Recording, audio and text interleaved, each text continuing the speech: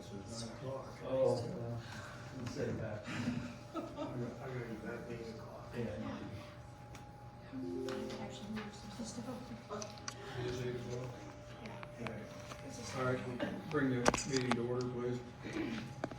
Motion to approve the minutes of the previous meeting. I so move. Second. Any questions, corrections? All in favor? Aye. Monthly claims. I agree with that. Second. Any questions? I have some.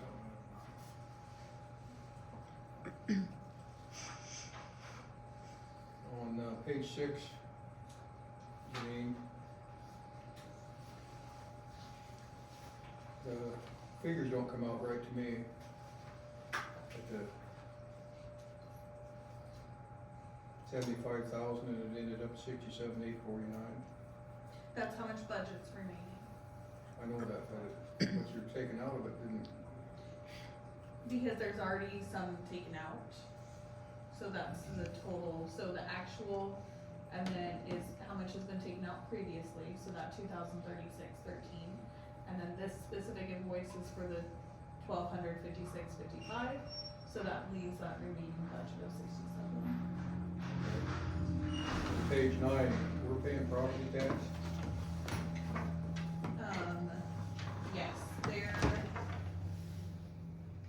is property tax that we pay that for, or Sarah would be able to better answer which properties those are and what it's specifically for, but yes, that are the yearly things that we do. And I believe it's on the timber side of it for the forest, because we don't get an exemption for that, that she would better be able to speak to that than I could. I didn't realize you county paid property tax.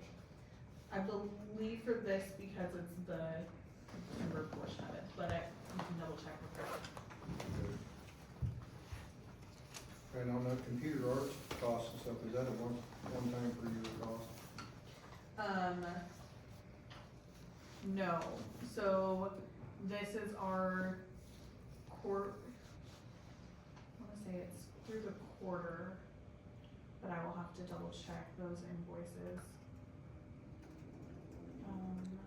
Speak to that better for computer arts, that's quarterly.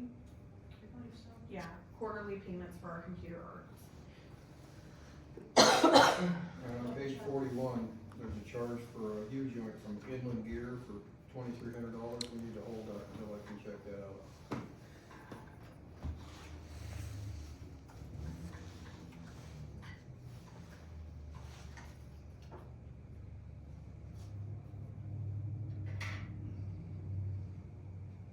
Must be something else with other than a huge joint. Do you want us to grab the receipt? Yeah? Okay. That's Inland, all I have. Inland Gear, do you wanna go grab that invoice? Any other questions? I have one. All in favor? Sorry, I have, Oh, excuse me. sorry, my apologies. There's a couple to add into there that I haven't done. So we have our iCrimp, which is our insurance payment. I got that in there over the weekend, so that's for 77,000. For that, and then J&E, we got that invoice completed as well. And that's for $27,882.80 to put in. That's for what? For J&E solid waste, for picking up the county dumpsters. Is that quarterly also on the iCrimp, On the iCrimp, no. or is that? That, our full invoice for that, I believe is around 304,000 full invoice. So we're just making kind of payments off on that. So far this year, I've only paid 10,000 onto it. We had that in the, trust for them, so then I'm making that for them. Anything else?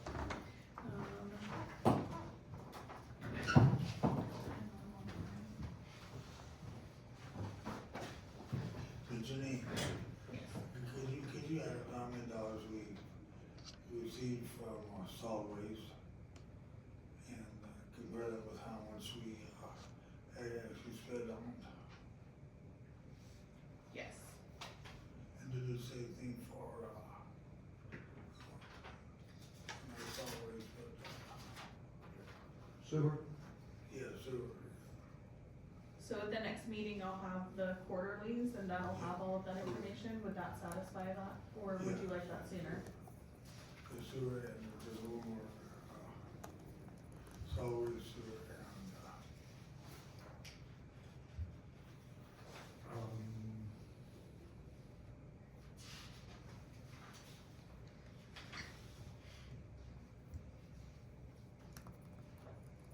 I'll think about it. Yes. That'd be great.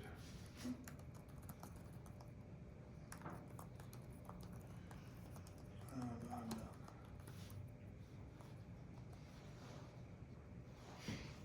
I need to vote on it. What's that? I need to vote on it. Did that invoice straighten it out? Yeah, there was also that used differential housing that I told you broke. Yeah. It's on here, when you got to replace it, so it's okay. Oh, okay.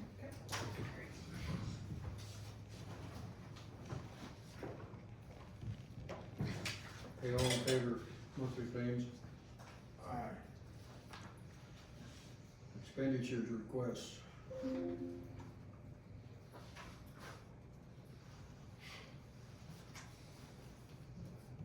Sheriff's credit card usage exception. Questions on that? Do we need to approve these separately, or? Yes, they need to be approved separately, please.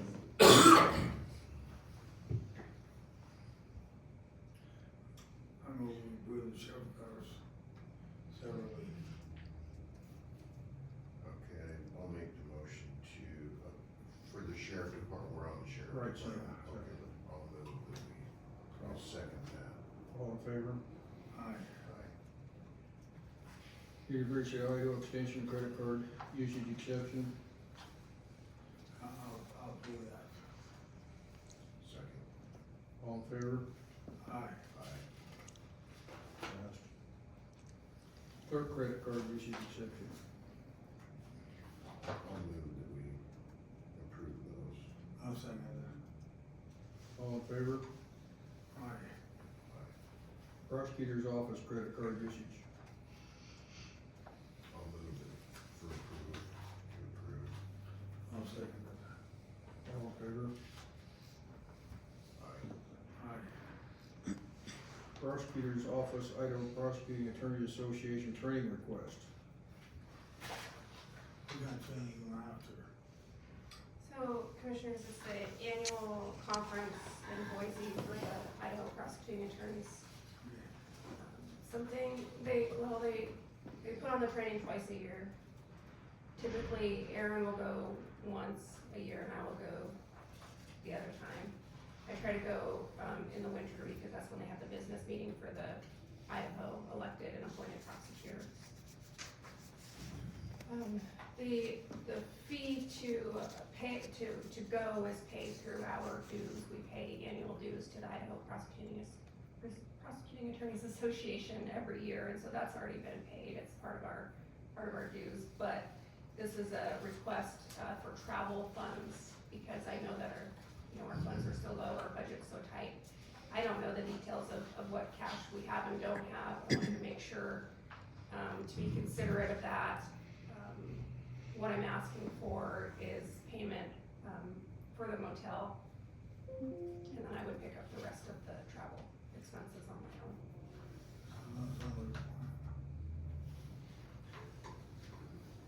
Does that sound good to you? No, I think it's important. I hate to, I mean, I know the budgets are tight and everything, but I hate to see employees have to pay for their own. I mean, I know you're asking for lodging, but food and all that, it should be, I mean, it should be, it always has been, and it's a shame that we're to the place where you feel like you need to pay for it yourself. It's not a burden on me. I know it can be on other employees, it's not on me. I have to rely on miles, that'll pay for my flight, so it's minimal expense. Thank you though. We appreciate you trying to help with the expenses on that. We have a motion to approve that. I'll make a motion to approve. I'll send it. All in favor? Aye. Aye. Coroner, vehicle modification and repairs. Come on up. I think Janine gave you guys a letter. Did you give them that letter? So I broke down the things that I need in order to equip that vehicle for the coroner's office. Thankfully, the assessors donated it to the coroner's office, but we do need to put some money into it in order to make it functional for a coroner's office. Will it work for you if we do this? Yes, I believe it will. I've done measurements, I've put a cot in and out of it, but right now it's undrivable. So we need to definitely get the brakes fixed on it, and then that way I can start modifying it once we get it back. What was the total it's gonna cost? It's around 76. Yeah, and I have $10,000 budget in my capital budget that I can apply towards that. And I should be right there.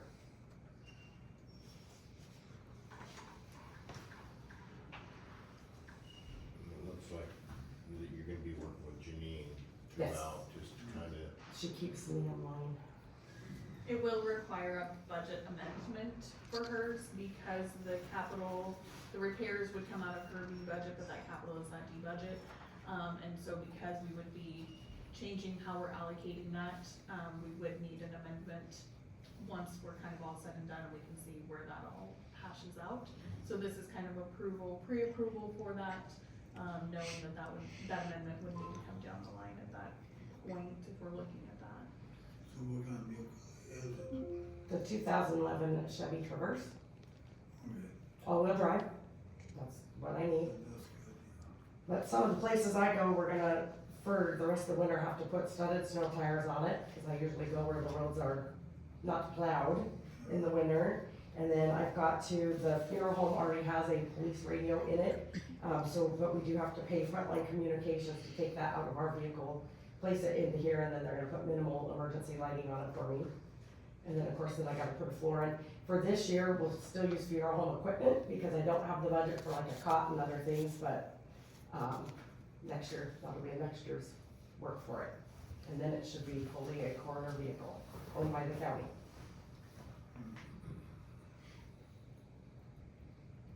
Will it be, okay for you to, talked about before about getting a van or something?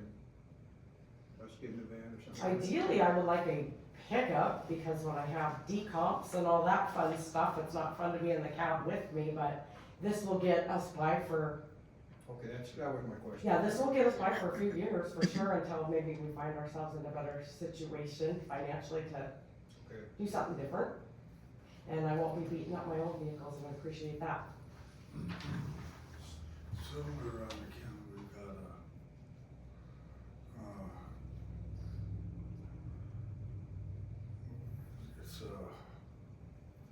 it's sort of at the airport. And it's like a Chevy van, Like a what? a Chevy, Chevy van, yeah, I don't know, is it a 4-wheel drive? but I think it is. I think it was the last one that was sold down here at the old Chevy garage. Well, I know for a long time, years ago, we had the old Dare van, and I need something that isn't gonna leave me stranded, Yeah. because that's not fun either in my job. What year vehicle is this we're talking about? 2011. And it's got minimal miles, like 86,000 miles on it. I'll see if I can locate that, envelope for you. See if I can just say it's in, We can look at it. yeah. 2011, not a bad one either. So what we need today, a motion to approve the changes on. Yeah, I mean, I guess to kind of rearrange your own budget, Yes. which is kind of crazy that we're So the money's there, we just need No, to just, reallocate it into a different, like, I guess on that, Janine, so, on a capital expenditure, you're saying we have to just because she's changing what she's spending it on, we gotta go in and reallocate it? Yeah, so there's different types of budgets, right? You have your A, your B, your D, and those kind of say what type of expenditure it is. So for her capital budget, however, the biggest part of this, that is necessary is the repairs. That's the biggest part, is because she doesn't have repairs in that, portion of the budget, so therefore we need to build that, and then we would reallocate those funds to then support that. So we're not changing the amount that her budget is at, we're just putting where it can legally then be spent within her budget, is what it is. Yep. so at some point, I'm gonna need like maintenance and that sort of thing, and I've never had that in my budget, so. So then that would be something that for the 2027 budget, we would sit down and look at how much she would need a budget for those type of things. So then it's built in for the future, but right now, because this is a new, asset for hers, we don't have that built into hers, so we would look at doing that amendment. So, Yeah, it's- I know. once again, it's not changing the amount she has in her budget, just where she can legally spend it. I know we do need to this year to look at a 10-year plan for you, so cause I know it's gonna be expensive to get it completed, so. Right, I'll move that we approve those expenditures. Say, All in favor? aye. Aye.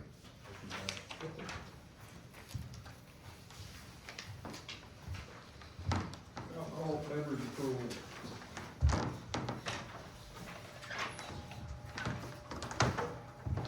Army Club, Rifle House, Drifters, Main Street Superstock, Casa del Oro, and Main Street Bistro.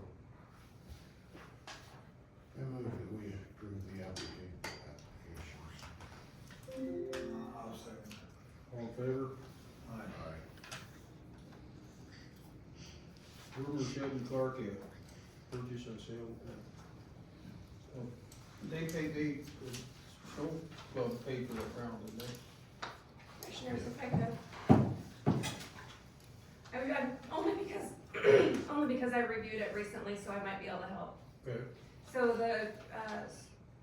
the club came to you in May of this last year and asked for the county's assistance in purchasing the property. They indicated that the property, could be sold for $23,000 or purchased for $23,000. And that the club would, donate or put towards the purchase $15,000 towards the purchase and the survey that was required, and was requesting the county to, approve payment of the remainder out of the snowmobile, club. I don't know the name of the account, Judy, you might, but out of their funds, their, snowmobile club funds that are held. They by had the fun, county. they had funds to cover that, didn't They have some funds of their own, and then in the county account, there are some funds. So together, I don't know how much are in the county funds, but together it was sufficient to cover that purchase. So you approve that in concept in May. I think the unique thing about this is that it is in Clarkia, so it's not in Benewah County. The purpose of the property is they intend to apply for, or ask the county to apply for on their behalf, a grant through the Parks and Recreation, to build a groomer shed on that property.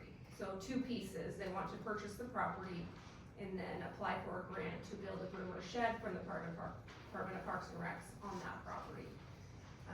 I think the county would have to be the applicant on that. I don't believe the club can be an applicant on that. So the county would own the property and own the shed, it would be located in Clarkia, the purpose would be for the groomer, equipment and maintenance, I presume. You did sign a purchase and sale agreement on that on August 25th. So you approved that purchase and sale agreement, that's in your packet on August 25th. It was supposed to close by September 30th. I don't know what happened on that, I haven't had any communication on that. But now, apparently, it did not close, the purchase, has not been finalized. And so the purpose of the document in your packet is to approve, or they are requesting an extension through the end of January for the actual purchase of the closing on that property. I don't know how much of that, so the purchase price, was a little bit different than the $23,000 that was originally discussed, but, I presume that you've worked on that and figured out what that's for, because you already approved a purchase and sale agreement for that amount. I don't know how much of that, exactly the county is, putting towards it, that might be something that you would want to know. Is there any problems with this approving it? No.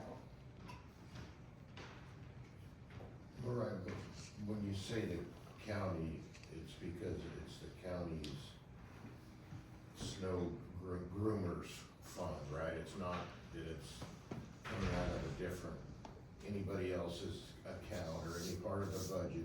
It's their money, what they choose to spend it on. Am I saying that right? It's county money, but it's their money to spend. That would be a better question for Janine, I don't know the answer on that exactly. My understanding is that it's money the county has collected and holds in trust, essentially, for the snowmobile club. So they can't spend it without your approval, but it's held in trust for them. So it's not general funds or It's coming out earmarked. of a different budget. Earmarked for their purposes of maintaining whatever it takes to, that they need to do. And I mean, I think their whole thing behind it is you spend hundreds of thousands of dollars on groomer equipment and then you leave it outside. And I think their whole point is to protect the interest, to have a place to keep it, and which makes good sense, so. So are you looking for, well, I move to approve. I'll second it. All in favor? Aye. Aye. Motion approved.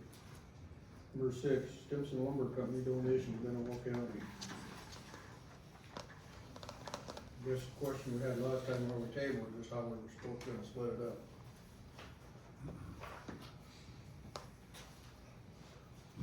What's your suggestion?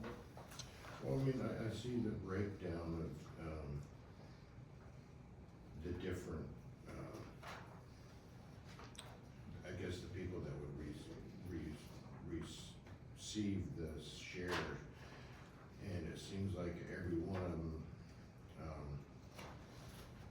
I mean, that's how they're funded. So, I mean, I think the money should be dispersed as if it was a taxed, as it was taxes coming in. I think that the way that I believe Sara did this, is that from Sara, where the way she has it broke out? Yes, Did you intentionally leave out a couple of fire districts? it's because they're not within that area. So the way that the breakout is for those specific parcels that are in that area and what, districts they pay taxes on. So that's why it's specific to the parcels that were involved in the purchase, or in the sale, rather. So, it doesn't go across the whole county, it only goes towards the ones that were sold. I didn't see. Those are the taxing districts those taxes were canceled on those districts only. It didn't impact other districts because those parcels didn't pay into the other districts. Okay, gotcha. They wouldn't have received any funding. Right, these are the districts that were affected by that sale.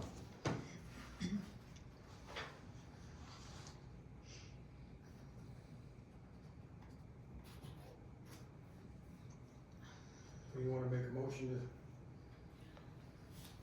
I guess does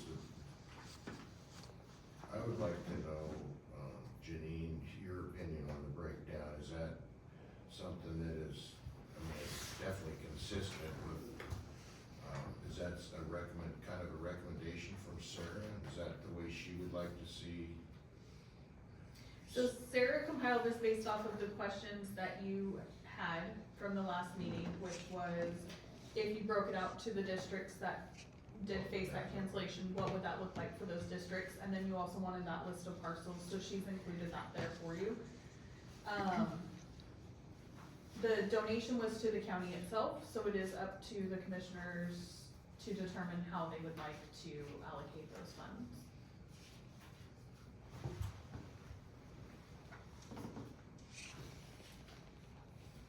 So what's your guys' thought? I mean, to me, it makes sense to donate it back to the parties that are going to. Yeah, I think you're right on that. Okay, Anyone vote for me? then I'll make that motion to get back to the, according to the breakdown. So, second. All in favor? Aye. Aye. Motion passed. Road district staff schedules.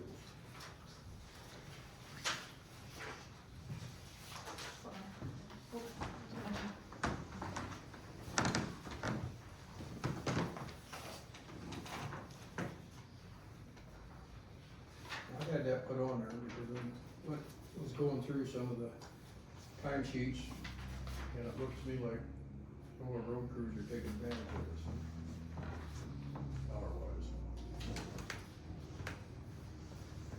They went from 4 10-hour days to 5 10-hour days. If you're, I can see that, we got lots of snow, the tree deal, flooding, and stuff like that. if you're, I mean, District One has, they've never, I mean, they were on the 4 or on the 5 8 hours with overtime. They fall under that category. They're not, so all their vacation and everything, accrual is based on an 8-hour workday. The overtime they work is something, and I would back them 100% just for the fact that,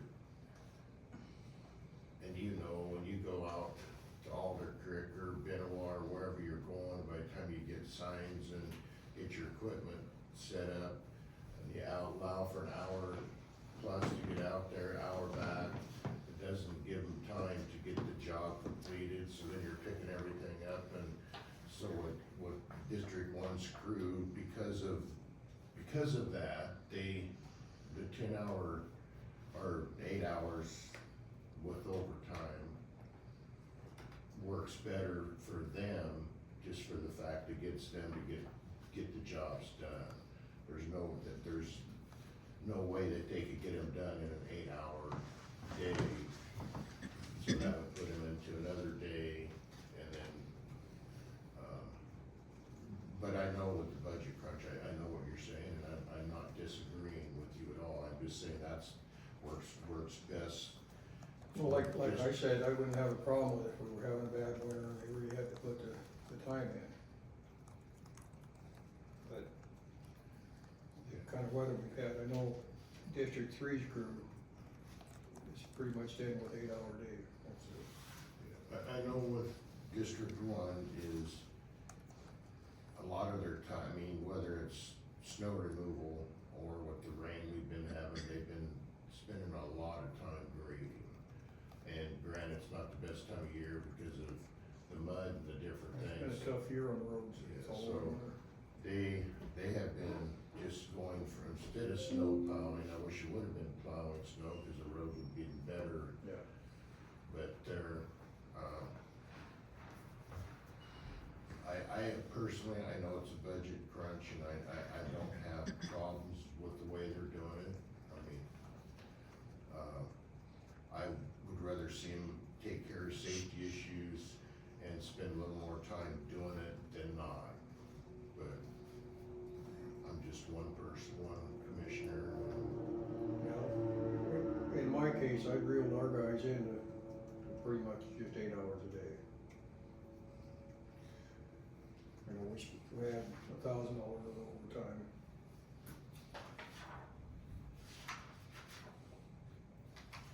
Yeah, I know that, in Phil's crew, they've been, looks like down to 2 people most of the time, and that's probably why they're getting their overtime is because they're And then the trying to thing get is, things. because that's first, Yeah, I'm not three people a day now, so that's up quite a bit. And I have one more that comes in now for part-time, so. and I think Well, first- Skylar's probably due back here one of these days too. Yeah. I think it's something we should keep a closer eye on. Yeah, My I'll opinion. talk to the guys and see if we can do Yeah. some job planning to where, it might curtail some of it, but I know when it comes to getting, I mean, every place, and you know that every job that we have, there's the travel time, there's the safety aspects, you can't send one guy out anymore. It's the world we live in, you can't do that, you gotta have all your signs and you gotta have everything, it just takes more people to do. I mean, I can honestly say, the miles that Benewah County covers, to the things you shown and everywhere else, we probably have 2 to 3 more employees per district. So I think the guys do a great job on what they're doing for how many people they do have. But I'm not disagreeing with what you're saying as far as the overtime, the expenditures, because it does. I think the difference is, to my opinion, that's what it takes to get things done, is that, but I will, I mean, Anything Mike we spent about, 2 days just cutting trees off our roads. And they're just, it's unbelievable how many trees are down. no, I think that, you can look at District 1's time cards for the last 4 or 5, 6 years or whatever, they haven't changed. They've been pretty much doing that for, prior to my coming on board, not that it works better for them.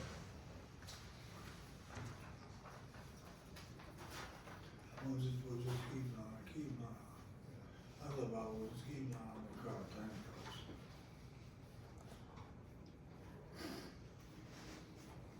Well, I understand where you're coming from, Mark, but I think it is a bit excessive.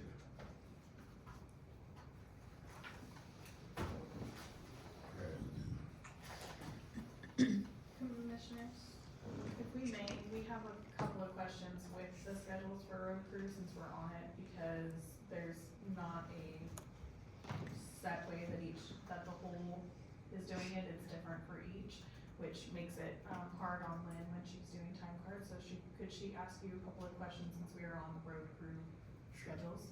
Sure. Thanks, Jim. So commissioners, we had, talked about this back, I don't know when it was, last June maybe, or about some of them being on 410s and 5/8s and when they switch over, and I guess, what I'm finding is it's not consistent, and I think at the time, maybe we talked about a date specific, that they're gonna switch over to their 410s. And now I feel like it's not those dates, and it's up to the road, I think the road crew is making their own decision when they're gonna be 410s or 5/8s, and so I just need a little guidance, because, that schedule of 410s impacts their sick, vacation, holiday pay. Because you guys made a decision back, whenever that was, I can't remember, if they were on 410s, then their holiday pay was 10, their sick pay was 10, and vacation days were 10. But what I'm finding now is that, some people are claiming a 10-hour vacation day, those same people, not the same people, but the people on the same crew. Other people are claiming an 8-hour vacation day, and same with sick and holiday, like, I don't think they know what they're supposed to be claiming, and I don't know what they're supposed to be claiming. It would be nice if we could set up a date specific where they're gonna switch from 5/8 to 4/10. whether that's like, District 3 goes from October 1st to, April 1st, October 1st, not 10 hours. okay, And district, well, they're 5/8 all the time, I think. their District 1 is 5/8 with, oh, Across the board, right, but they do work 10 hours. exactly. And it's- so Yeah, their vacation time accrual is based on an 8-hour workday. okay, Their only difference is, and I'm glad you brought this up, was at one time when we were doing this, we talked about the accrual time, and we also talked about how much they can claim, where it's their vacation, so if they claim 8 hours or 10 hours, their only accrual is the same. So that was the difference. I think one of the things you're talking about is some of them in District 1 were writing down a 10-hour vacation day because they were working a 8 hours with overtime. And I know some crews were able to do that, some weren't. And I know Jeannie and I had a kind of a lengthy email going back and forth, cause we did, and I think it ended up being that you left it at 8.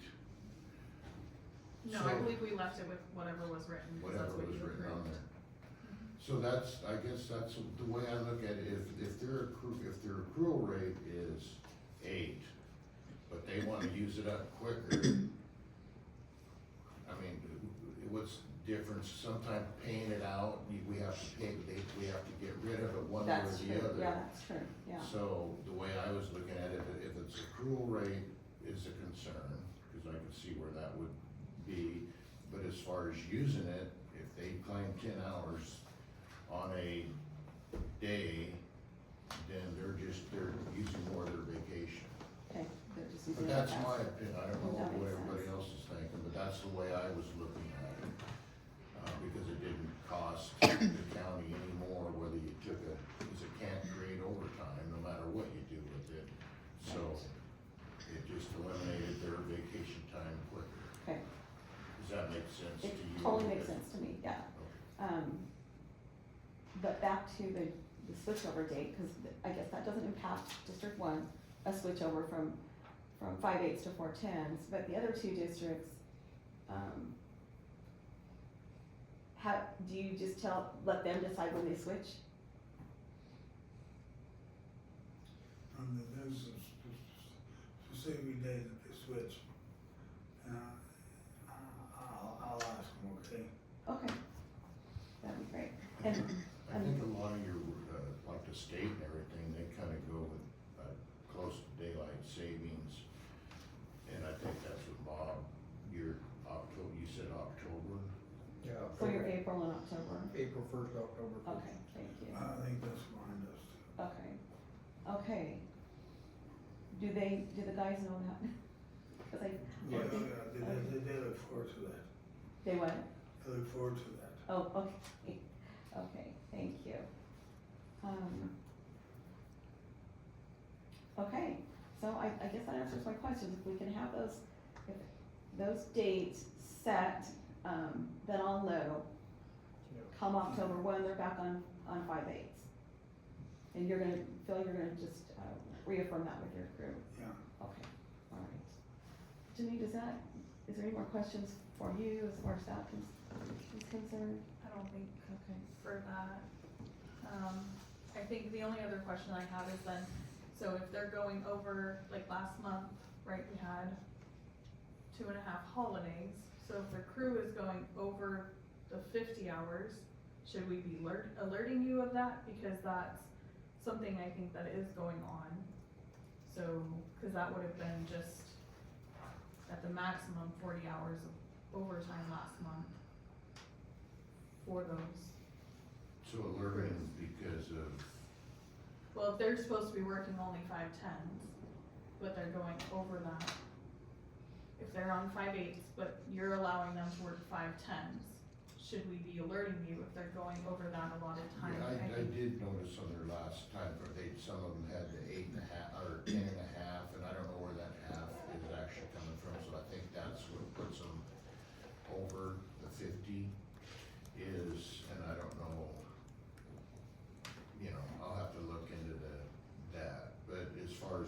alerting me, yeah, you can sure alert me.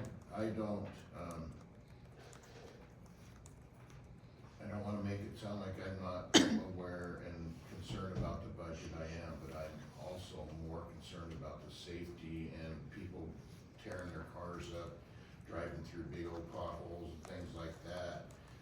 I want them to get the job done. So there's that, fine line, but yeah, I can speak to the guys and see if there's something we can do to maybe, schedule it better or show it. I know they write it down on their time cards of whatever they're doing and stuff, and I do watch that, but as far as micromanaging how long it takes them to go out and grade 11 miles of Benewah Road, I mean, it takes a long time. It's an interesting thing you're talking about this now, because December is when we had the disaster, and I'm gonna talk about that a lot here in a minute. And we're to the point where a lot of this time is gonna be reimbursed. The state's already accepted it, it's going to the feds, and it sounds like it's gonna be a positive thing. It just seems like an interesting time to talk about it, because you guys were out a lot, and there's a lot of downed trees, and they probably have more work ahead of them than maybe normal, but just for what it's worth on the overtime, they were out opening roads, and we are gonna get reimbursed for that. It is coming around. Not sure about the feds. The state's on 50-50, but if the feds kick in, which it looks like they're going to, then there'll be full reimbursement for that effort. I throw that out there just because it seems like they've been. I don't have any problem with overtime or clearing the roads for trees or snow, floodwaters, stuff like that, we just have, my problem is just a steady overtimes every day bothers me. I guess I could see where we would maybe keep better track of, because what you're just saying, if some crews working 10 hours a day, a lot of that work that you're just describing is within that 10 hours, where if you're on 8, working 8 hours a day, and you put in 4 or 5 hours overtime because of the trees and stuff, it doesn't show up unless we make it show, Well, that's why I brought it up. Yeah. And we are tracking pretty well with all 3 sheds where our time is, and we have been, this disaster thing's been going on, we're communicating every couple days, there's talk about where we're at, so, anyway. For what that's worth, it's just an interesting time to talk about it, because they've been out there with some reimbursement coming. Yeah, just, since we're talking about it real quick, we're having 2 trees that Wayne brought to our attention that are out there on Golf Course Road. Yeah. That are starting to uproot, and one's gonna fall over on Jim's shop, so tomorrow morning, those will be removed. Okay, that was, yeah, there's quite a bit of that, but still keep going. Anyway, kind of different topic, but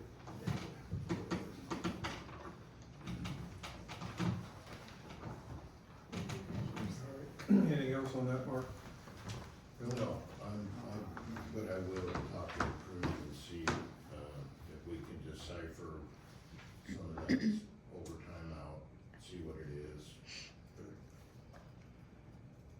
Sheriff's Office administration fee.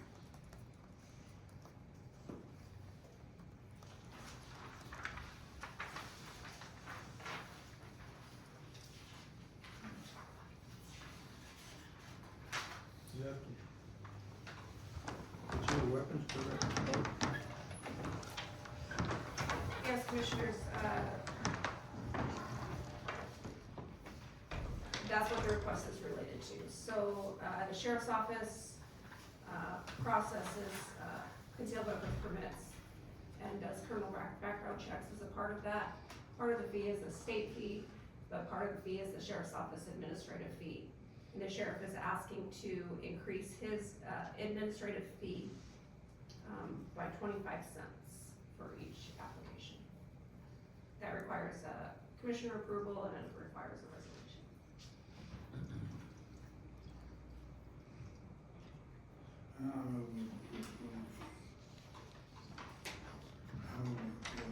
Okay, I'll second.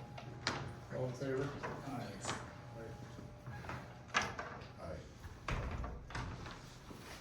Kootenai Electric Wildfire Mitigation Plan. If I understand that right, they're updating their plan and it goes out to different people to sound in on, am I talking about that right? So we included them in our plan when we did our, fire mitigation for the county through, our LEPC. So they're part of ours, but also I think they wanted to see if we concur with theirs and we're working together with them. So our comments to them is we concur, we're with them. We don't have any concerns or any negative part of the way they're approaching it because we're kind of doing it together. So I don't know if we really have anything official. We meet, LEPC meets this Wednesday, and so we can let them know that. But if you don't put your comments in, they're gonna move on with their plan, which is a good plan. I'm actually on good, like, Yeah. and then you really just keep things, the road trip and everything. Yeah. It was a really good effort, during the windstorm. I was out for 2.5 days, and then they got our program. Yeah. It's good, yeah.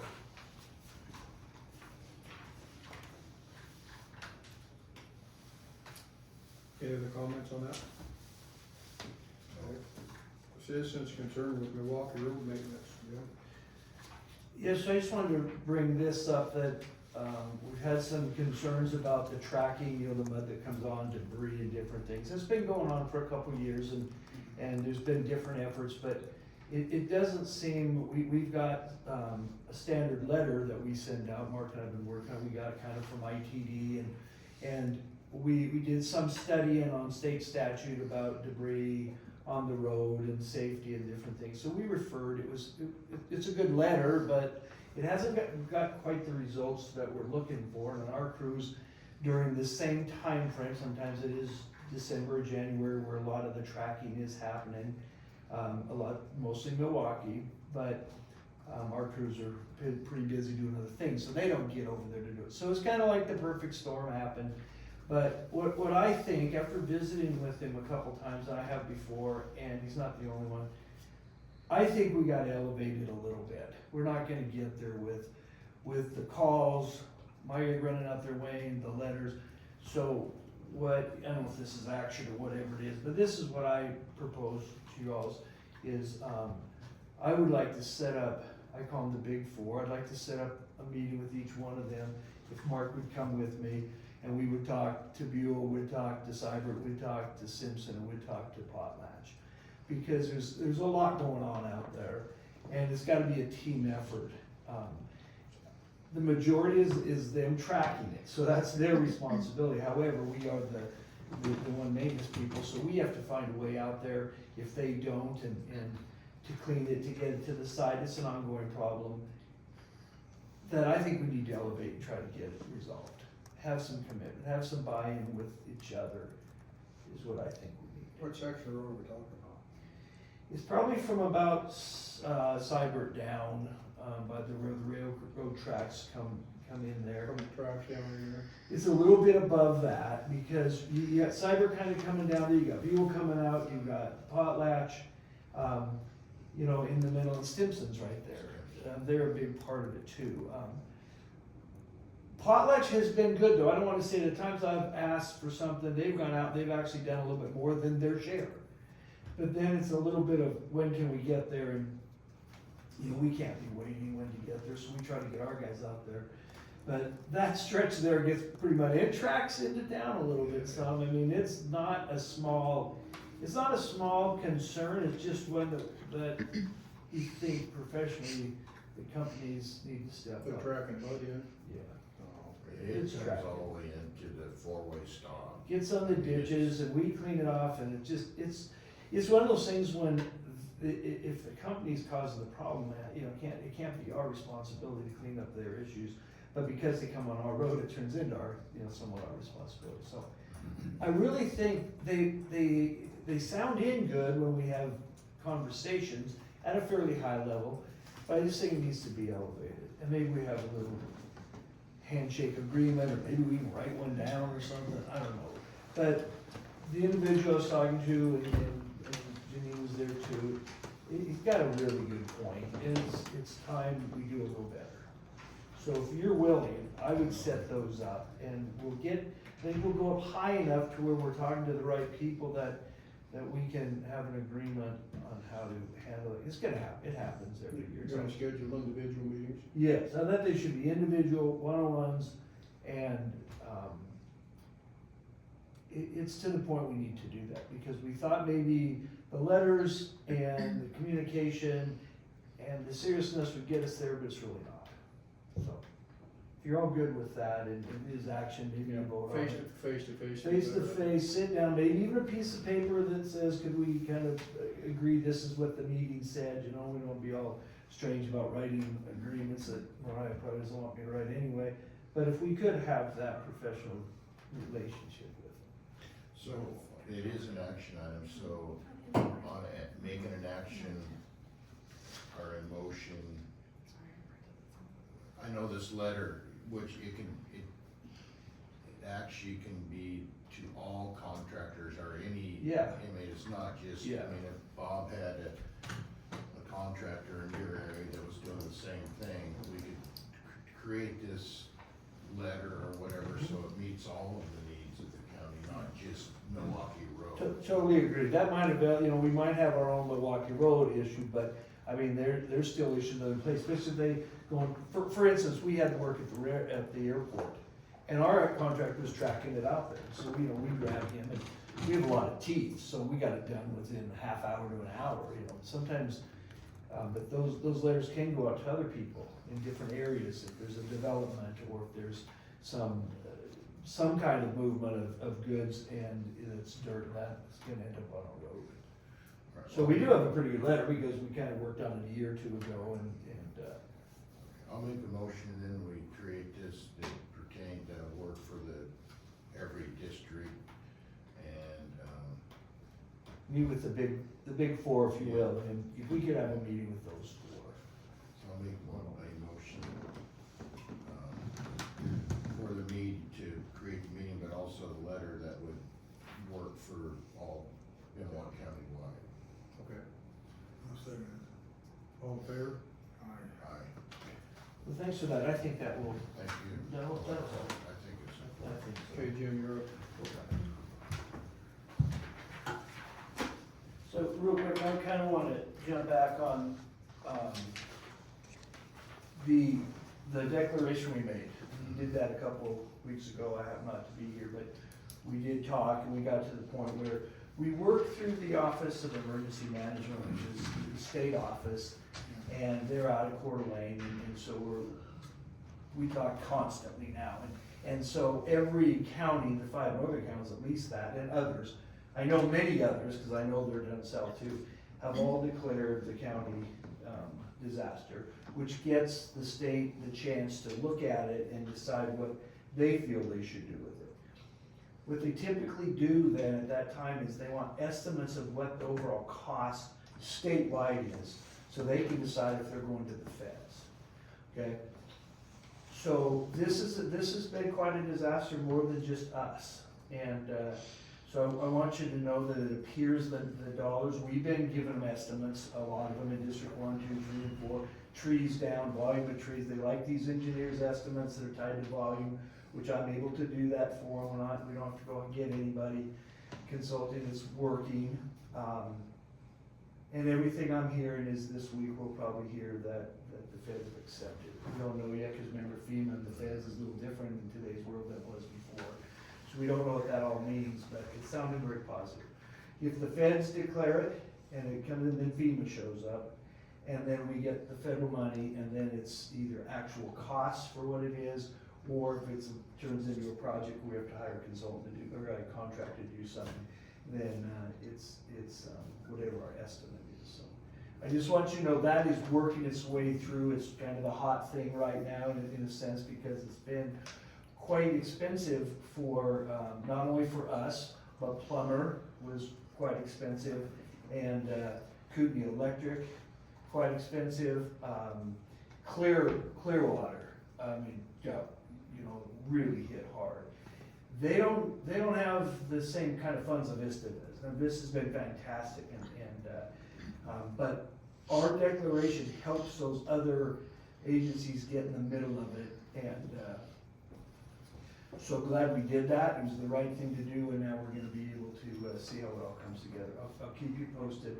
What I do is I estimate costs. We have certain forms. There's a website, as Mark knows, there's a portal. Some of that online stuff is as complicated as it can be, but we're on top of ours, and it looks like we'll hear some answers, and then there'll be a process, and you'll start seeing other people.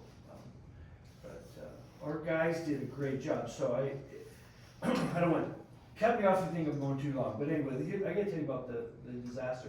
When it happened, our guys went to work. I mean, they were knocking trees down, moving them all to the side. The emergency managers from the 5 counties and even Boise kept calling and saying, how you doing, you know, do you need any help there? And you know, other counties were asking for some help and all. And they kept asking me how many roads were blocked. And I said, well, I mean, we got a couple blocked, but if you give me 10 minutes to an hour to 2 hours, they're gonna be open, and our guys are gonna get them open before the day's out. But it was quite an effort. We really did well getting the roads open, kicking it to the side. But the power obviously went down, and that was the big issue. Well, that also created an issue for us as how do we take care of the people. Like you were out a couple, you know, days. I'm not sure how long you were out, but some have generators, some don't. But anyway, A week. yeah, you had a whole week, and there's some. Well, as your emergency manager, which is an interesting job in itself, I was getting calls at 9 p.m. at night. You get people that are cold and all. So I thought it was quite an effort, and I want to make sure I give credit to the right people. I don't miss anybody.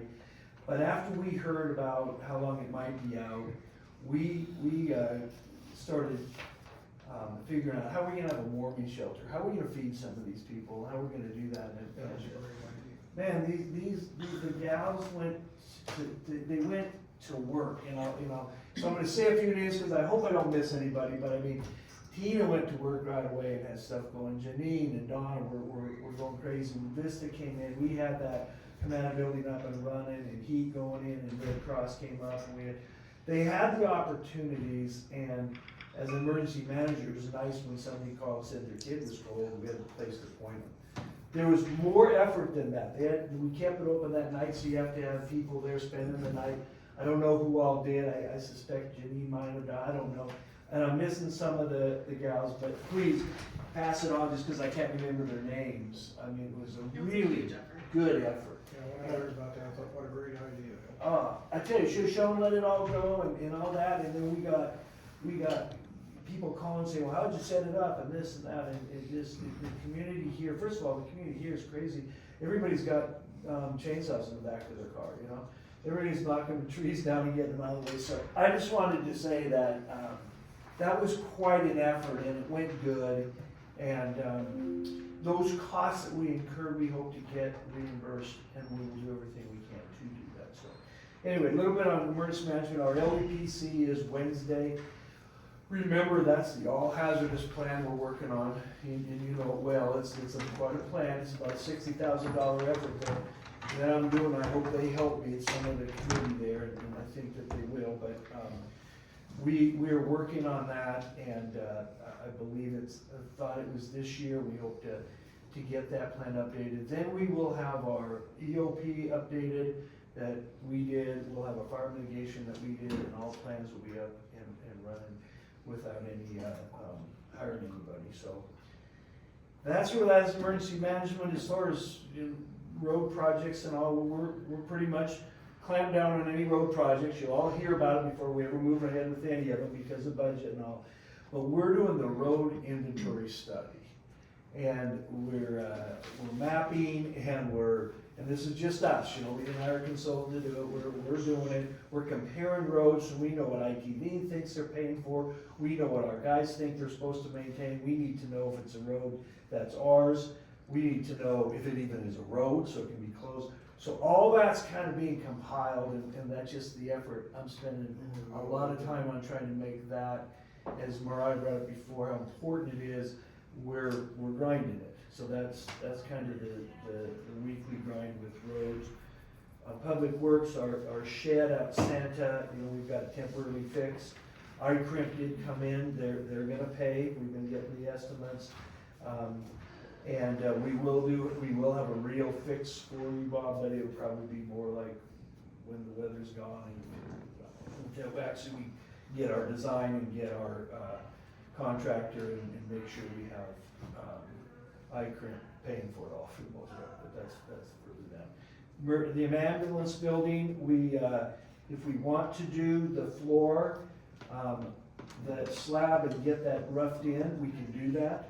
I got it right at 10 grand that it would cost to do that. We thought about doing that, but I was waiting to see if you wanted to. We'd bring the water and the drainage in, and we tie into the sewer right there, and then we'd pour the slab and we'd be done with that piece. For 10.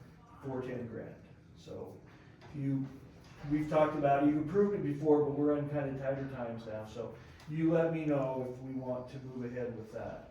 Okay. And like I say, it'll be, what it is, it's gonna be coming underneath, plumbing everything, just enough framing to hold up, you know, the pipes, but then the slab will be poured.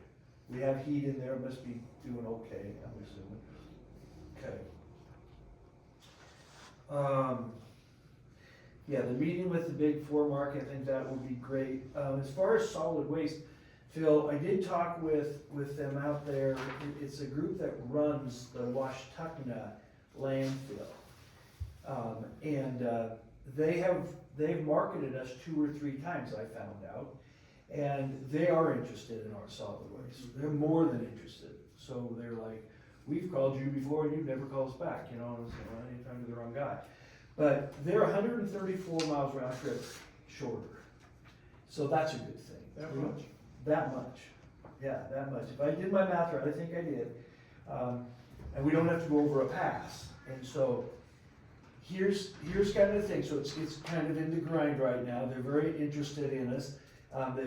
We got to negotiate a tipping fee so we can see where we're at. We know where we're at in Republic right now, so we know where our tipping fee is there. So we'll see how much this makes sense, and if it does. It's just gonna be kind of hanging around as we still keep sending our stuff to Republic, and we also have to finish that agreement this month with them, and Mariah's gonna be working on the agreement. I think we got a negotiated price, which is gonna be as reasonable as we can, even though it's up to about $40 a ton. It's They still. give you a fee over there.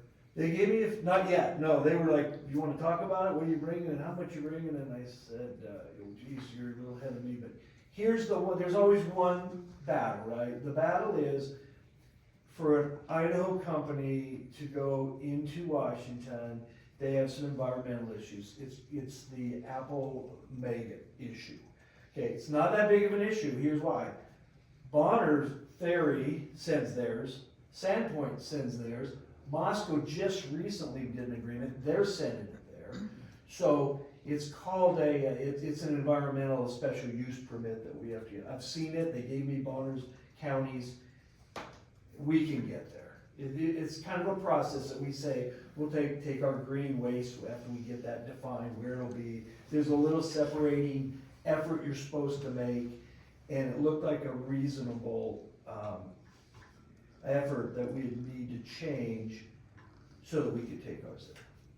So that's in the background as we continue to do what we do. We're still gonna continue to go towards Republic and that agreement and that price, but maybe this is maybe this is the future, you know. Is there anything in the solid waste that we have to take out? Green, they call it green, they want green waste separated.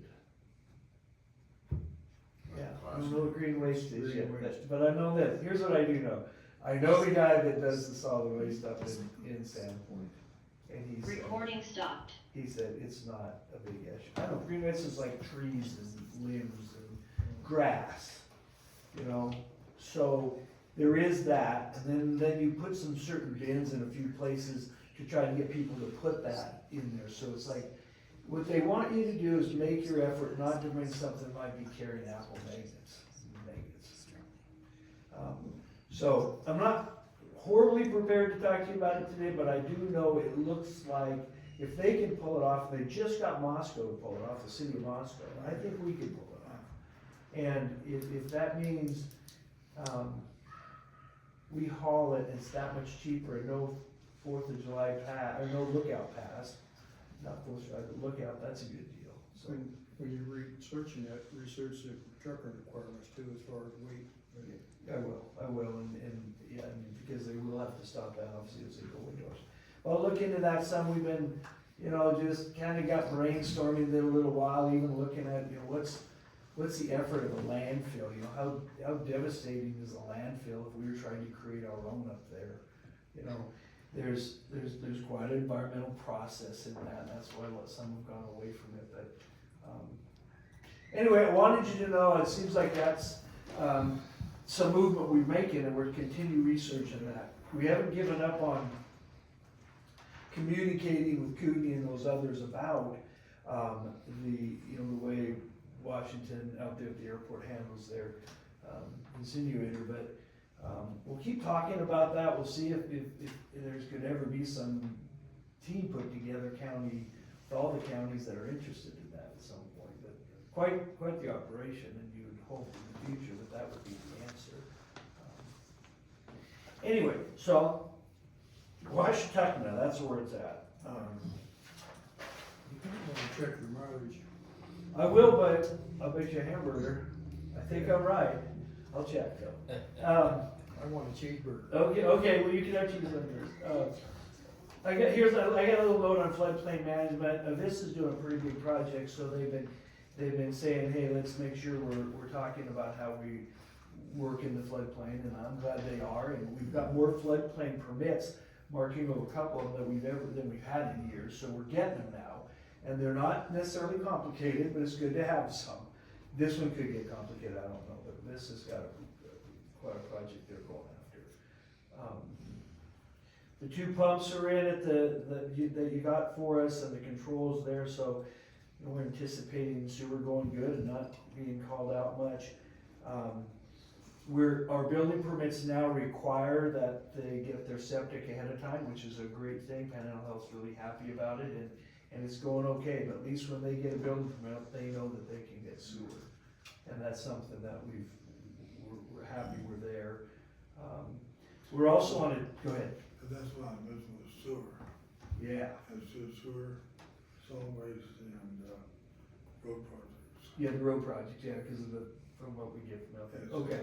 See how much money he's willing to generate. See where they're at, yeah, and Janine and I are talking, we're also on what we call kind of a chase after money for sewer also, because somebody doesn't pay a hookup fee, which we found out, there's a couple grand.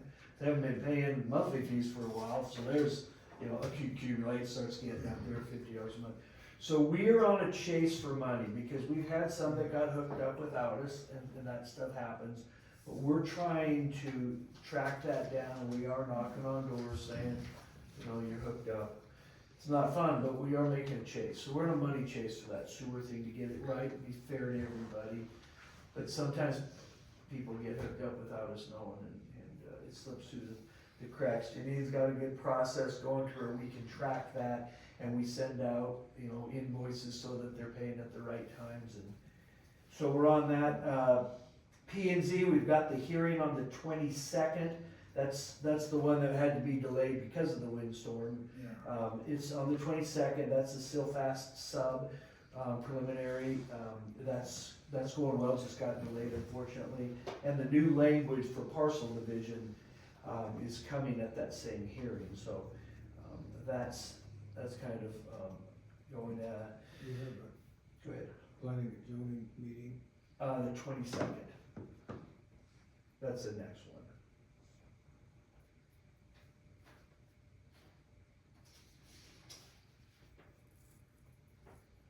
22nd. Yeah. I watched it for the airport. Airport. So the airport, this is the time all those annual reports go in where they say to me, what planes are really in there, and then they talk about the budget. We've got our money, we got the paperwork dialed in finally with the right signatures. We're needing the signatures still from the company, is it called Kindry or something? So that equipment's coming, we had to get the things in order, we've got the paper for reimbursement, so we got that. And, so when it delivers, we're gonna hand that dude a check and it'll be fantastic. So that's good, that's 170 grand with no match that we're gonna jump in and get the equipment first. The hangars, everybody's paid but one, he's been told a few times, but we'll see how that plays out, but, the airport seems to be going fine, and once I get their little beginning of the year inventory stuff done, which is tricky because, as you know, sometimes there's stuff that's not supposed to be in hangars, that it's in hangars. So, we police that every year and it leaves, and then maybe it makes it ways back, maybe it doesn't. I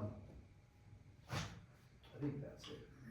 On the airport, we pretty much eliminated, Trey or the other end.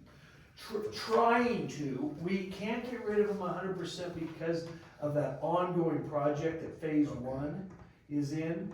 So we still get bills from Trey, which they do bother me a little bit, because I've been trying to eliminate every consultant we don't need.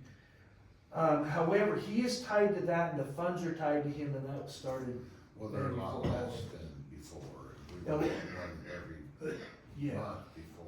Yeah, so we really, and I don't intend to hire, outside of the project that's going. Now, you're gonna see that there's another phase of it that's all tied into it, with the grant money and all that, but to do that, we had to hire JUB to watch their, that's all part of that, which I wish was over, but it's not over. But anyway, we're gonna end up with 9 hangar spots, 9 eventually, it's partway there. We could talk about, and probably should talk about, that with that ground out there, the way it is, we're in pretty good, condition now as far as fighting fires. And, we might talk about that. I was gonna talk to you about that when I got a chance to, but, yeah, it seems to be going okay. There's always a lot of people that's the complaint committee is there for people, but other than that, I think that's it. Any other questions for Jim? No. Okay, move us along to public comment. We're almost on time. One thing that Jim said about, opening the roads around here is I know Hell's Skelts especially, everybody's got a chainsaw. And there is a crew, about 20 guys are out there cutting that road open at 6:30 in the morning. So I mean, there was some stuff, there was one big root wad that came off the thing up there, there's a couple more like you're talking about that need to be taken out. Yeah. But I mean, the tree was all cut out and just the root wad was left there for the crew to take care of, so that makes a lot of difference. Yeah. And I mean, just. I think people helped out all over the county. Yeah, when the grader plowed the other day, there was one neighbor that didn't really cut the tree back far enough, and the grader shoved it back into the trees out of the way, and it's good. We appreciate that. Yeah, Appreciate but, that. and, talking about potholes, Hell's Gulch up there, between the 2 mile and about 2.5 is horrible. So if we can get something built up. Been a tough year on the roads. Oh, yes, yes. Anybody else? Can you confirm do the commissioners approve time cards, and if so, how often? What was that? Do the commissioners approve time cards for the road crews? Approved time cards every month. So it's monthly, Yeah. and each of you do that? It's on a monthly basis? Okay, so you all do it for your own road crews, right? Okay. And then, can you confirm that vacation and sick time are on an accrual basis? So in other words, each paycheck, there's a certain allotment of hours that go towards sick and vacation to be accrued so that they can then use those hours later? Is that how that works here? Yes, it's pretty standard, I mean, it's pretty standard. Well, the reason I ask is because it's done different. Some places accrue and other places don't. Some places have, I don't think this is you guys, but some places have unlimited sick time. They don't accrue it, it doesn't go on the books, but I think in your case it does, so I was just asking. Yeah, we do have a handbook that has all that stuff broke out. Mhm. That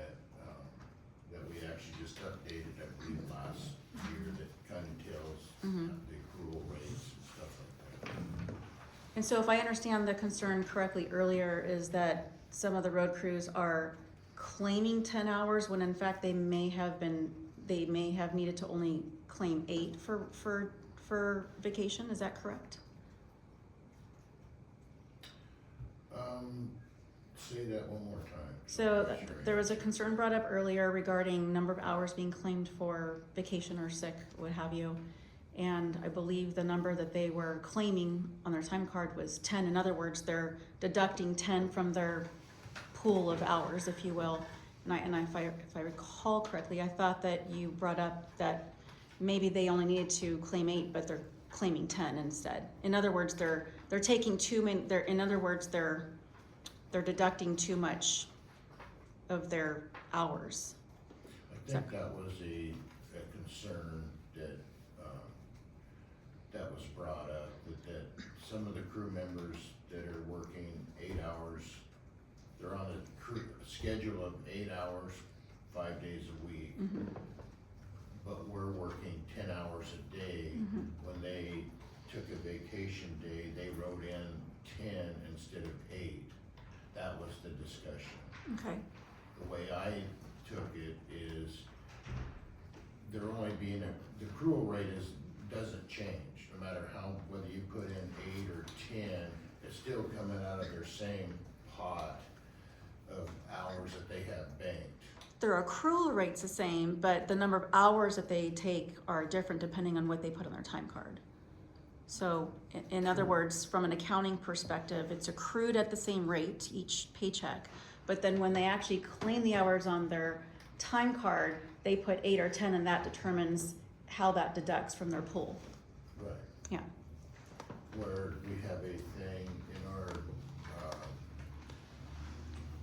I don't know at what rate, but there's no carryover unless it's approved, pre-approved, so they gotta be paid out yearly anyway. Mm-hmm. So it's not any bigger expense to the county one way or the Yeah. other, They can't carry over each year. not Right. without Yeah. approval. Got it. Okay, thank you. Appreciate it. Anyone else? So, you talked about the emergency management response. I have questions in regards to the community actually doing emergency training as far as the emergency management team and the leaders of the community. Their only backup generator is for the hospital.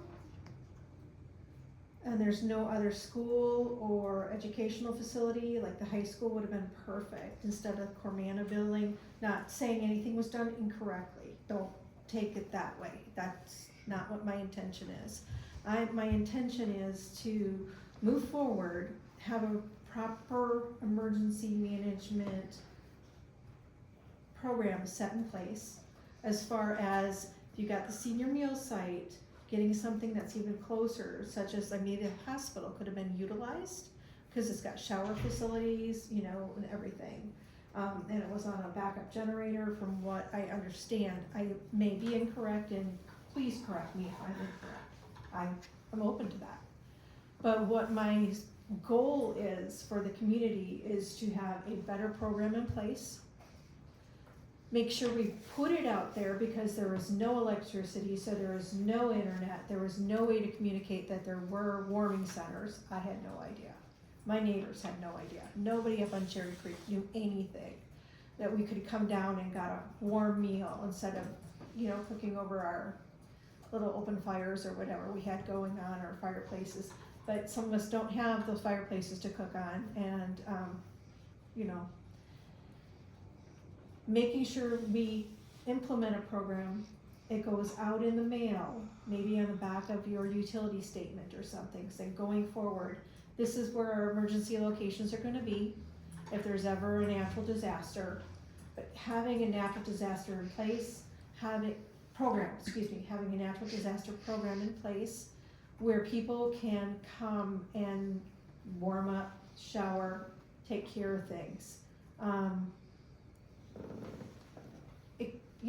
Just a flyer going out in the mail, just something on the back of the utility bill, having something set.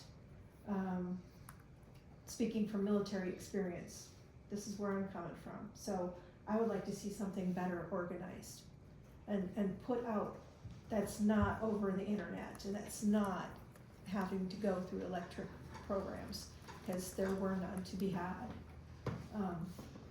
That's my suggestion and my wish, and I am open to being part of a committee or a planning group to get a natural disaster recovery program in place, because the Red Cross was here.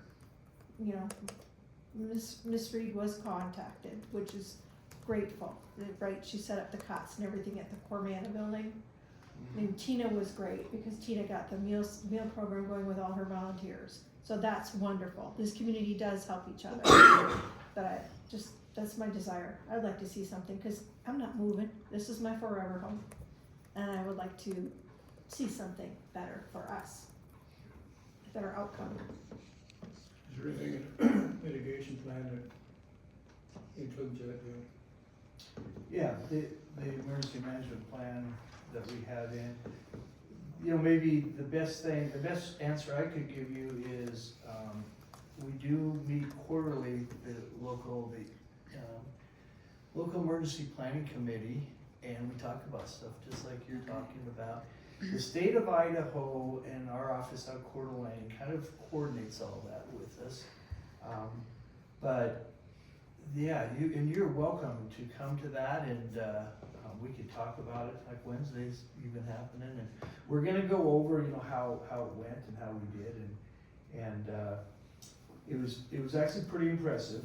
And when I talked to Shoshone and others that didn't have the warming center, didn't have that, we had a lot of people trying to volunteer to send people our way, but we didn't need them. We had our team here, so we didn't need them, and but we could have brought some more in anyway. The networking is great, but it can be improved, and I would be happy to have you come to that meeting, and we could talk about it. I'll make it a topic at the meeting. Okay. And we talk about how we could do better and how we could be, you know, more ready, I guess. But again, I think I'm gonna give a pretty glowing response to everybody got together. And last thing, the one thing that does, you wonder at times when you have these quarterly meetings, you do these plans, and the plans sit up on a shelf, you know, in the 3-ring binder, you wonder about all that kind of stuff. You know, what's the value of all that kind of stuff? But I'll tell you what the value truly is. That meeting is well attended. We have a pretty good conversation at that meeting, and it's wide open. And you know what it does? It gets where everybody knows everybody. And so it was so easy to get, like the sheriff was in the middle of it, you know, in minutes, and Red Cross and Penadol Health and the director of the hospital. I talk to him constantly. I mean, he's right in the middle. He actually gets on my committees also. So it's pretty neat how you get this kind of connection with all the people because you meet, and how they all showed up. They're all good, ready to go, and what do you need? And my last thing of kudos is, man, I don't know how it could be any greater than a call early in the morning saying, what do you need? And he was way up the ladder. And so I thought, what do we need? Well, we do need some stuff. We need a generator, you know what I mean? He brought in an electrician and generator. They were down here. They were ready to bring water. They were great. It was great the way they responded. So, you know, you want to say thank you now and then. They really did good. But I think if you can show up Wednesday, it's at 10 o'clock at the fire station in St. Mary's. It'd be good. I think that the high school needs a backup generator. This is the first community that I've lived in where the high school has not had a backup generator, cause like, you know, civil air defense, like in the 60s and the 70s, I mean, we had those drills. So I'm saying that maybe there needs to be drills, maybe there needs to be an exercise saying, okay, this is what's happening, you know, and then have an after action report and what we could have done better or how things went. So, and open to the community, have the community involvement with it. Say, this is the day we wanna do this.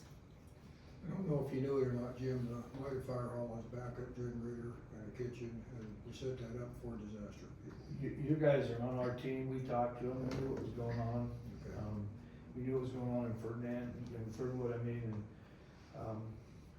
But we can improve, and I hear what you're saying, and so I think, I know that the Coeur d'Alene Office of Emergency Management would welcome some of those comments. They also do quite a bit of training. There's quite a bit of training they put on, the state does, which is for communities, and it's not just for people on the committee, but it's for that. And then there's been a few citizens advisory group, you know, Rochelle, what's your last name? You guys know her, she comes in here quite a bit. She's a big part of the team. Johnson. Yeah, Johnson, Rochelle Johnson. She started her own little kind of group that's in the area she's at for how to evacuate. So she comes to the meeting and she's pretty That's good. good. Yeah, and so she was, Well, that's probably what you need to do, is go to the next meeting and Yeah. voice your concern. I'm all on it. I Yeah. will attend. I want to see, Good. you know, success. and you were heard, cause the state guys called me when you called them. I didn't call state guys. Oh, somebody, Was not I. okay. Somebody else called. You contacted with the city of Palmer. Yes, City of Plummer is well in with us on, as the county, they're in with us on getting reimbursement for their wind. They had some major costs, so they're part of it, and he's on some of the calls. I was with him last week also. Yeah. So City of Plummer needs some reimbursement, we hope it all comes together. Anybody else? He was in contact with you like that. Gotcha, yeah, it's good. I'm just wondering why on wages, as far as the bookkeeping, sounds like it needs to be standardized as far as logging hours on the road crews.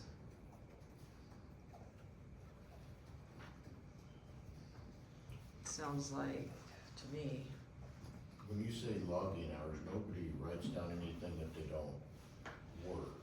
yeah, I mean, Yeah, I guess I'm a little confused about your question too. well, I'm just commenting more than anything, cause, You had something else? No, you've got it covered. Anybody else? Okay, thank you. I guess we're ready for the treasurer. She didn't have anything unless you wanna ask her about the property taxes. Assessor?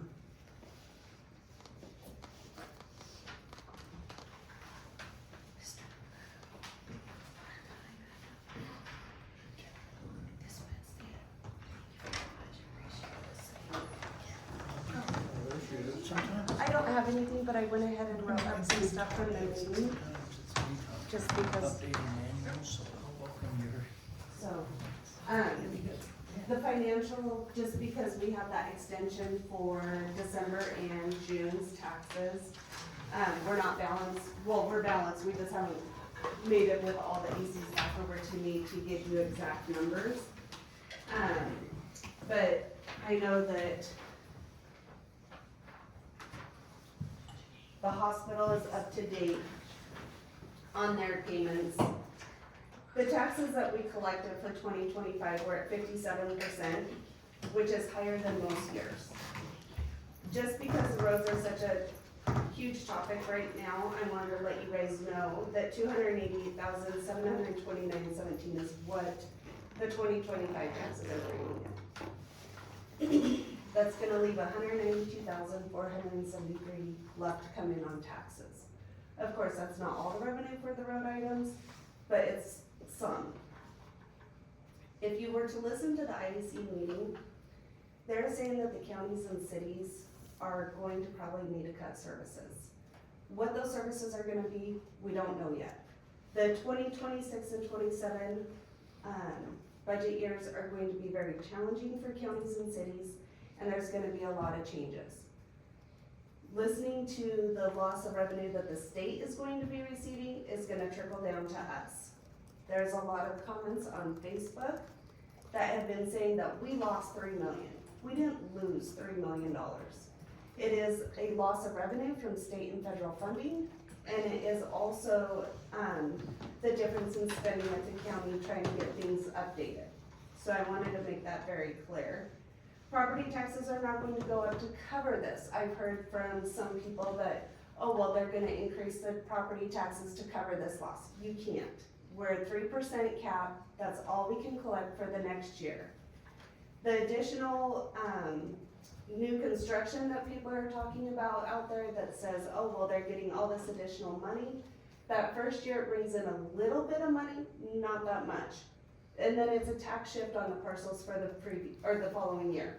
So that's not how we're going to make our budgets for these next years. I wanted to make that clear that the taxes are a very small percentage of what we receive. And I know that you talked that overtime is needed, I get that at some point, but right now, we're really going to need to cut as many places that we can until we know what's going to come from the state and the federal funding. We just do not know that at this time. They may say we're not gonna receive that HTR credit next year. That is a huge tax break for the people in our community. They may say we're not gonna receive this money for the roads. They may say so many additional things that you guys need to make sure that we are doing everything we can to really halt the extra spending if necessary and the projects, because we don't know what we're going to receive. I would rather have those items put on later, once we know after the legislation meets. And then I already told you guys about the extension, so. I know that overtime is a huge increase to the county's budget. So we really need to figure out how we can stop that. This next 2 years is going to be difficult for every county and city in the state of Idaho. And one of the things is that big beautiful bill that was passed, that's going to hurt the counties and the cities also. So there's a lot of information out there. Of course, I don't have time to go to all the meetings and listen to everything, but some of the key points we do need to look at. So what percentage does the taxes collected, does the county actually get, say, I mean, cause I know a big percentage of it goes to school districts, so what percentage do we actually get? We will have all that at the next one. I'll have everything broke down and you'll see exactly where we're at. I do have those reports in my office if you wanted to come over of what I turned over to the clerk. You can look at those and you can see what you have in every taxing district line item that is broke down on my site. So people can come and look at those anytime they want and see what we collect, what was canceled, what was the HTR and the PTR credit that we receive from the state. I know the county doesn't get all the taxes, but people Correct. think they get. Correct. So, and then out of that county line item, it goes to all the additional things that is broke down in the county's budget, the ambulance, the reval, what else is in there? I'm trying to blank. All the other, I mean, Yeah. it's The everything general that we've been expense, current expense, all that is broke down. So on my side, that's broke down, she breaks it down, and so we can see, but we are 57% collected already, which I don't think I've ever been higher than 54. So, Sir, on this, we have a lot of unknowns. Do you have a timeline or when you think some of these are gonna be answered? probably after the legislation closes. Because they're gonna be trying to figure out some of this stuff, so that's gonna be, isn't that what they were talking about? Yeah, so I forwarded that video that Sarah, that meeting that she's discussing, I forwarded that to everybody, so that way it can be viewed, because it does spell out how much the state will be affected, and then from there, also what they need to be discussing in legislation on what they're going to adopt and what they're not going to adopt and everything else. I know that there's a legislative meeting down in Boise at the end of the month as well from IAC where they're gonna be discussing a lot of this.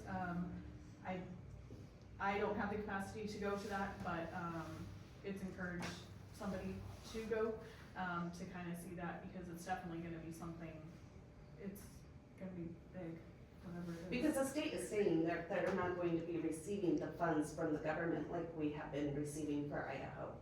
So if that's the case, that's gonna put us in a bind again. So even though we've set our budget, we just don't know if the revenue is going to come in and cover that budget at this time. We'll just have to see what it is. Exactly. But you guys need to make sure that you're aware of what's going on too, if you're not. We've been aware of that several times since we set a budget here. Yeah, it's gonna be challenging. Thank you. Thank you, sir. Thanks, Sarah.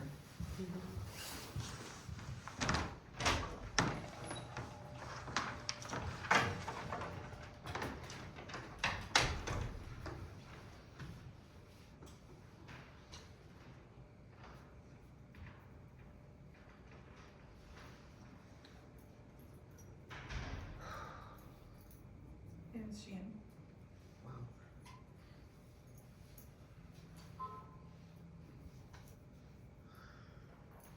Okay, sounds good, thank you. She had to run a quick errand, she'll be right back. But it'll just be a minute or two.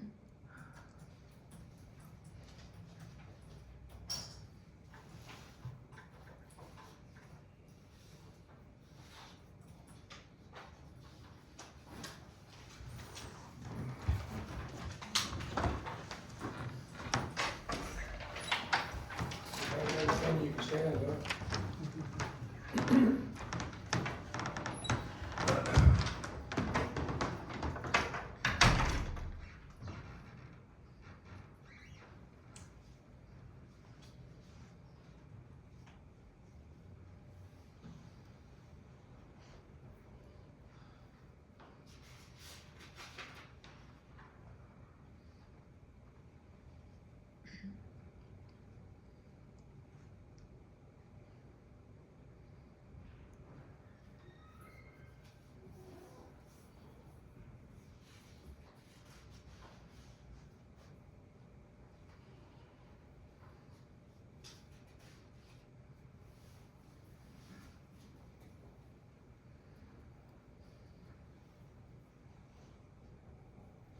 It's not only over.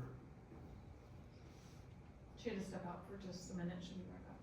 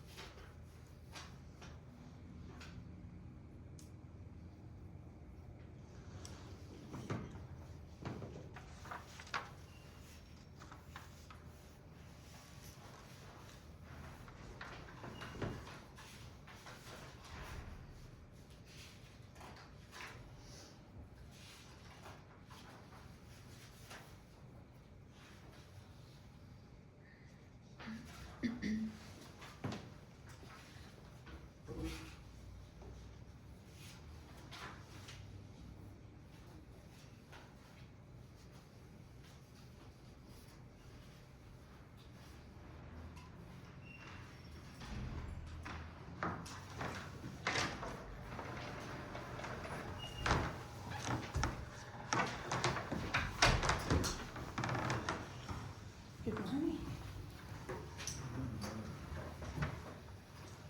All good news, right? Huh? All good news. Yeah, actually not too bad. I have, 2 cancellations.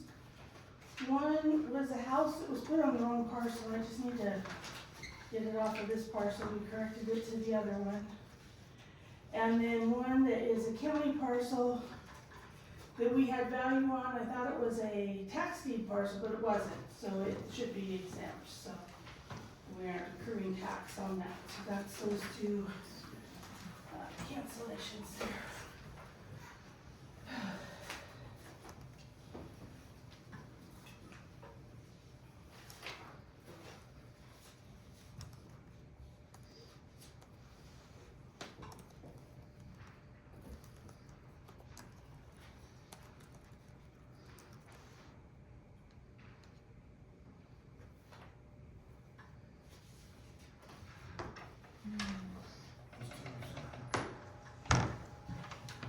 Just the two, yeah.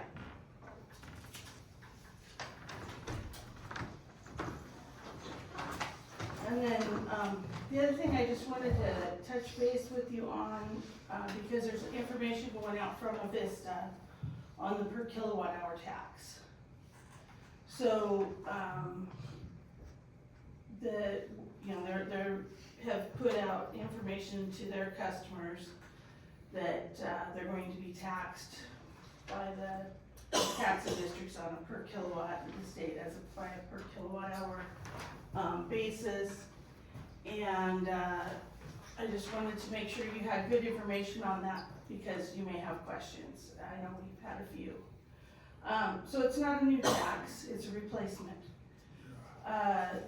The state tax commission has always been taxed with valuing the public utilities and then providing us with those figures for tax purposes, property tax purposes.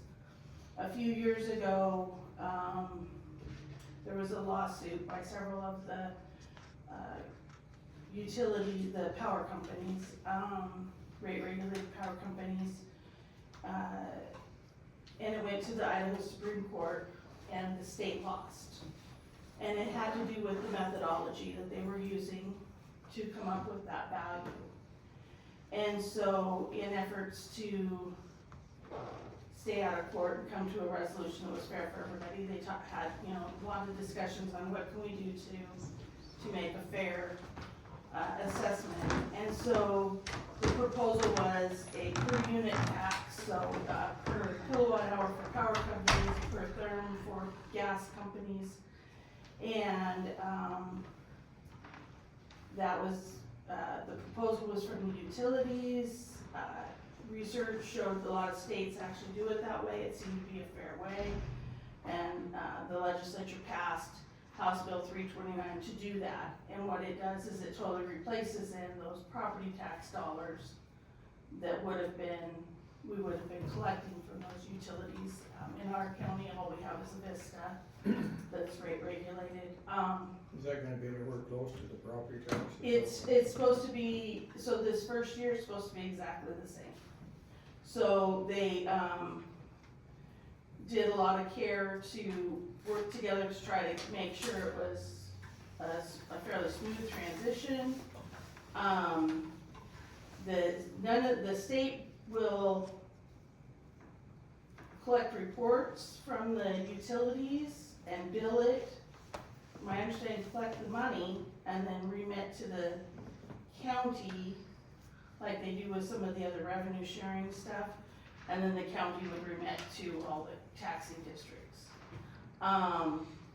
The state keeps none of that money. It just goes just like it would have before with property tax to the county and the taxing districts. So it's just a different way of collecting the same thing, but again, as people get their bills and get this from Avista going, what the heck's going on? If you get questions, it helps to kind of have a understanding of, it's just a different way of doing the same thing. Instead of being taxed on a value of their system, they're being taxed by what they sell. So, that was just kind of the thing there. I just wanted to make sure it was out there. I know you would be an Avista customer, but neither of you would even probably see that stuff, because you wouldn't be Avista customers in your areas. So, probably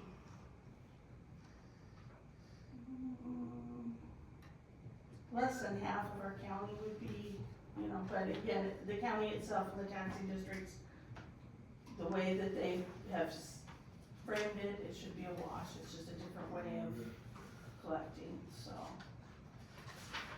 That's it. Thank you for that.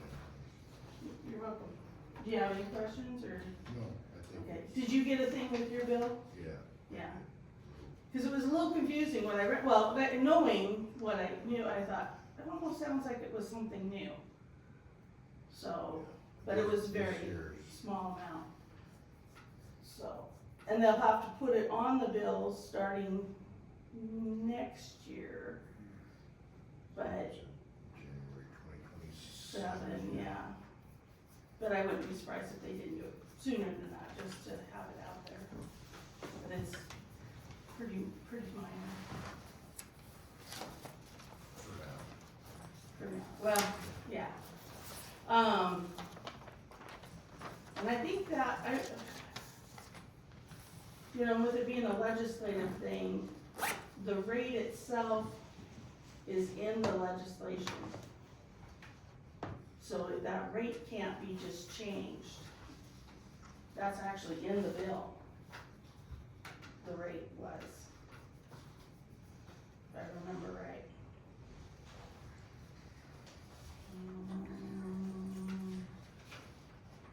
Yeah, it's actually in the language of the law, so it would take legislative action to change that. So so that's, I think, a good, secure thing for the utilities and for the taxing districts and the consumers, everybody, so, yeah. Alright. That's all I got. Thank you.